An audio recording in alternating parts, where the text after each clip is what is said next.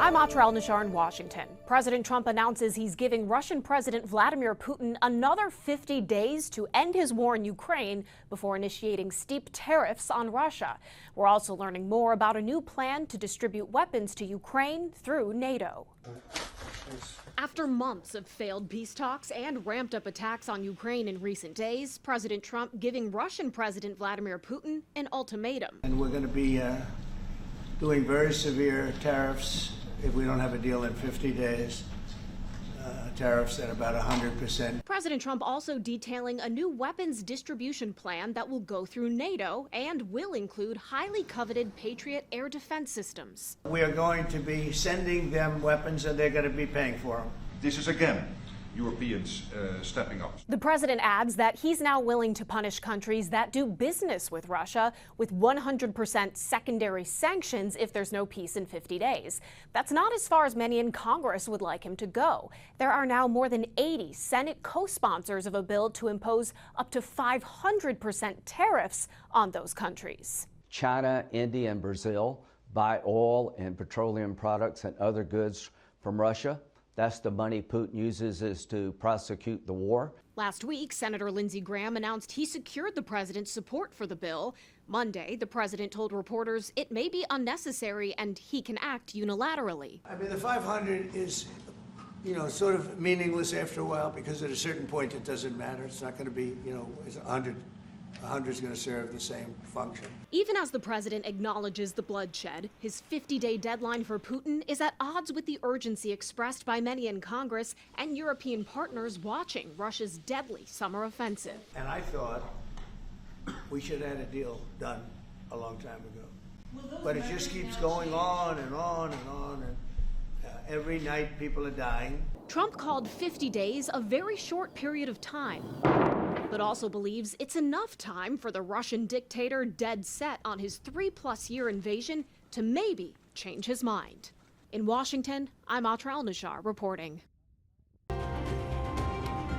As frustration continues to mount against Russia and Vladimir Putin, President Trump plans to announce a plan to send more weapons to Ukraine later today.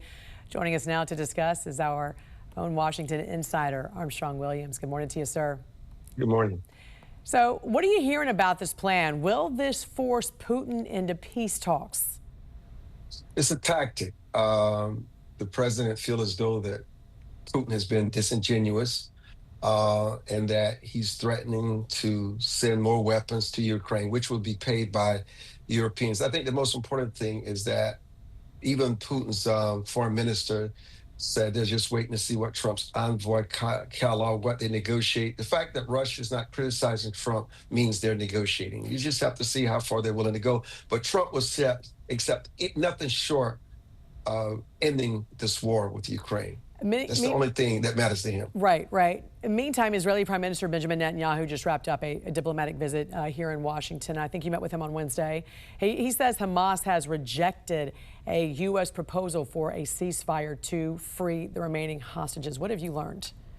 Yeah, we had a chance to sit with the Prime Minister on Wednesday night, and it is clear that they don't want Hamas to have any kind of governance, any kind of say-so in Gaza. While we talk about the hostages, it's much more than the hostages. They just want to make sure that they can have another October 7th. They don't trust Hamas.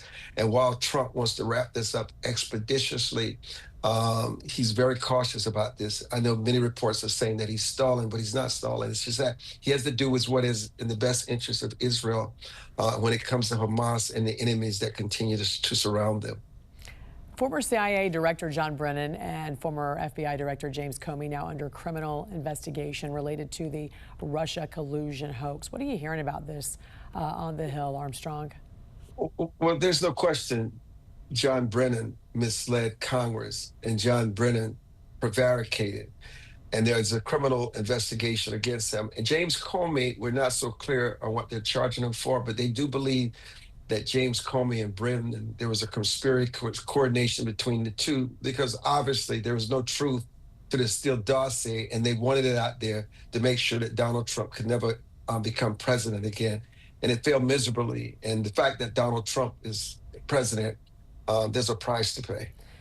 All right, Armstrong, before we let you go, you were honored this past weekend at the Black Conservative Federation Solutions Summit, the largest gathering of conservative minority business entrepreneurs in the country. Congrats to you. I see you're there with Raynard Jackson. Tell us more about the honor you received and the importance of this event and this movement. Well, you have to make contributions to the progress of American blacks in this country.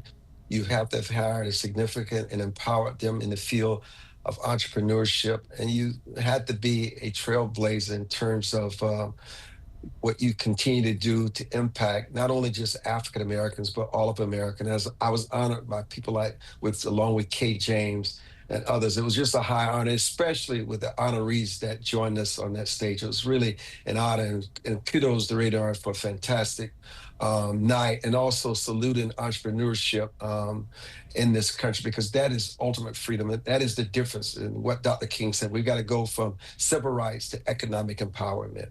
All right, Washington Insider Armstrong Williams, we appreciate your time with us this morning. Again, congratulations on that great honor you received this past weekend. Have a great week. And thank you. I'm national correspondent Kayla Gaskins in Washington. The U.S. and Ukraine could be on the verge of an arms deal. So what does Ukraine have that the U.S. needs as part of this negotiation?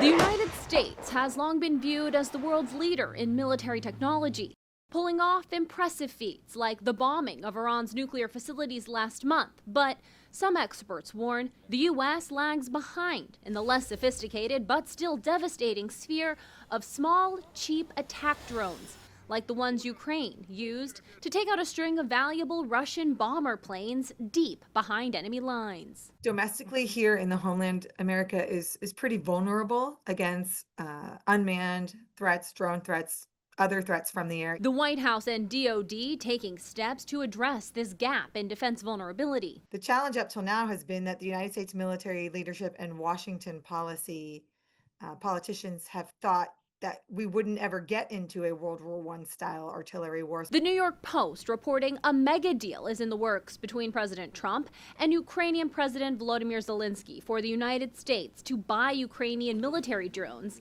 In exchange, Ukraine will buy an array of U.S. weapons.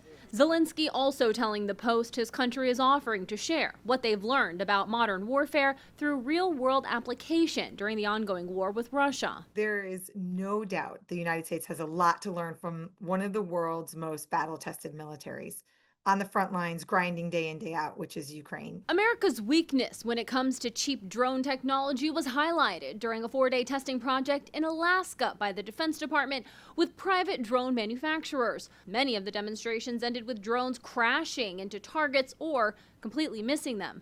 Experts point out the U.S. lags behind China and even Russia when it comes to this type of drone technology and its application for defense. President Donald Trump signed executive orders meant to address America's drone deficiency back in June, and Defense Secretary Pete Hegseth sent out a memo as well, assuring they're focused on ensuring the military's capabilities match modern threats. In Washington, I'm Kayla Gaskins.